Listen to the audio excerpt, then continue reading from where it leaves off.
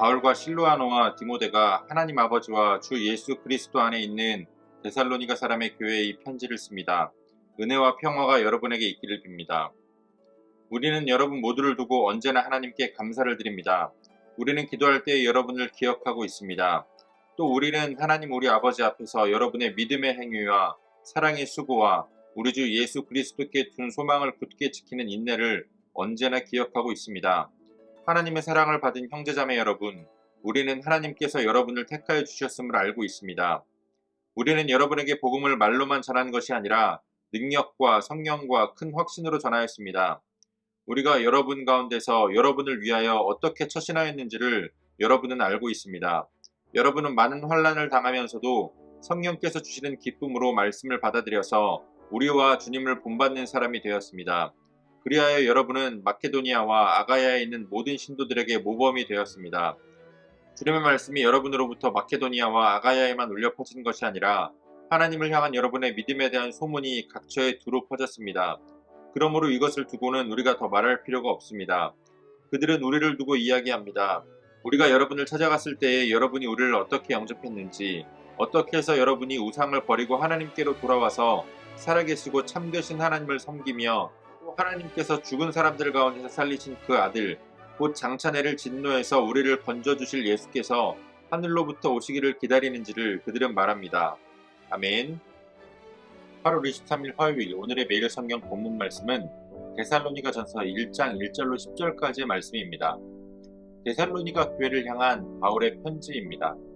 데살로니가 교회는 바울의 2차 전도 여행 중에 개척된 교회입니다.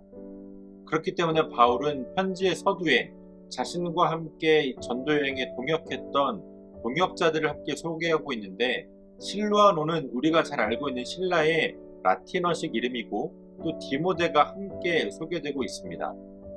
사실 데살로니가 교회는 바울이 교회를 개척하고 자리를 잡기까지 그렇게 긴 시간을 함께하지는 못했습니다. 바울이 데살로니가에서 복음을 전하던 당시를 기록한 사도행전 17장의 말씀을 보게 되면 바울은 새 안식일 3주에 걸쳐서 복음을 전했다라고 기록하고 있습니다. 그 결과로 큰 무리의 이방인들이 바울을 따르게 되었지만 유대인들은 바울을 박해하며 그를 잡기 위해서 데살로니가에서 큰 소동들을 일으켰습니다. 그들의 핍박이 너무나도 심해지고 신변에 위협이 생기게 되자 사람들은 바울과 실라를 베레아로 보냈습니다. 거기에서도 많은 이방인들이 복음을 듣고 회심했지만 데살로니가에 있는 불량배들이 그 소식을 듣고는 베레아까지 바울을 잡으려고 그곳에 큰 소동을 일으키는 그러한 일들이 있었습니다. 그래서 성경학자들은 바울이 그곳에서 3주간 복음을 전했으며 그곳에서 머문 기간은 최대한 6개월을 넘기지 않았을 것이라고 추측하고 있습니다.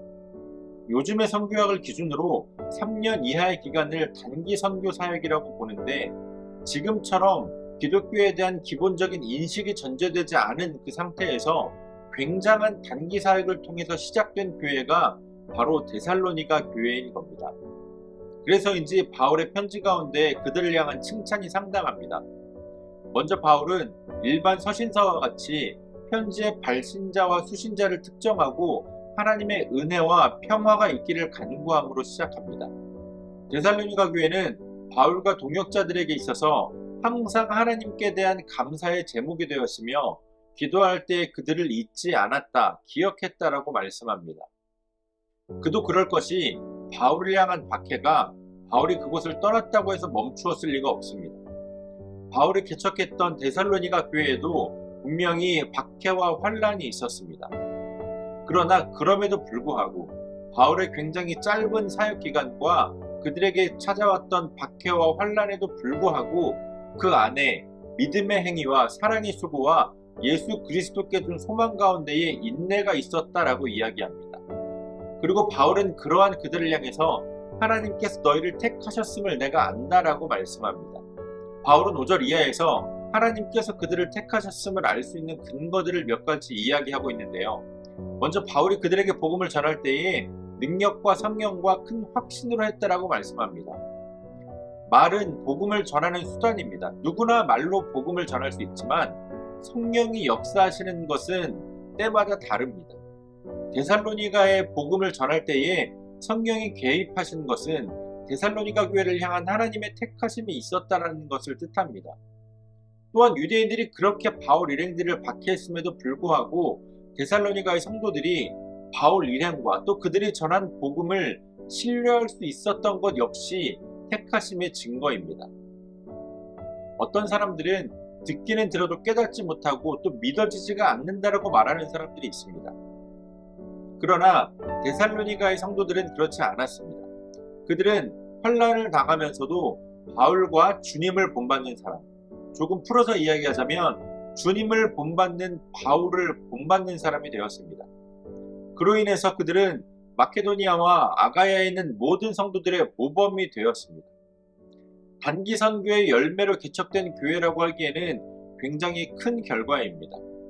그런 그들에 대한 소문이 그들이 전한 복음과 함께 여러 지역에 널리 퍼졌습니다. 그들이 바울 일행을 영접한 것, 또 복음을 듣고 우상을 버리고 하나님께로 돌이킨 것, 하나님을 섬기며 재림을 기다리는 것, 바로 이것이 오늘 우리들의 삶에서 간증되어야 할 가장 기본적인 구원의 간증입니다. 바로 이것이 오늘 우리들의 삶에서 간증되어야 할 가장 기본적인 우리의 구원의 간증입니다. 진노의 자녀였던 죄인이었던 우리가 어떻게 복음을 듣고 회개하고 예수 그리스도를 나의 구세주로 영접했는지, 그래서 그리스도인이 된 후에 나의 삶이 어떻게 변화되었는지, 바울은 이러한 여러 가지 증거들을 통해서 그들이 자신의 감사의 제목이며 그들이 하나님의 택함을 받은 자들임을 확신합니다. 우리도 하나님의 택하심을 받고 구원받은 하나님의 자녀들입니다. 데살로니가 교회의 교인들이 그랬듯이 오늘 우리들의 삶에도 택함을 받은 증거들이 함께하기를 원합니다. 또한 구원받고 변화된 우리들의 삶이 우리들이 전하는 복음과 더불어서 교회 안팎으로 간증되어질 수 있는 그러한 삶이 되어지기를 소원합니다. 오늘도 우리에게 주신 본문의 말씀을 몇 차례 더 읽으시면서 여러분들에게 개별적으로 깨닫게 하시는 하나님의 말씀을 묵상하시고 각자의 기도로 묵상을 마치도록 하겠습니다.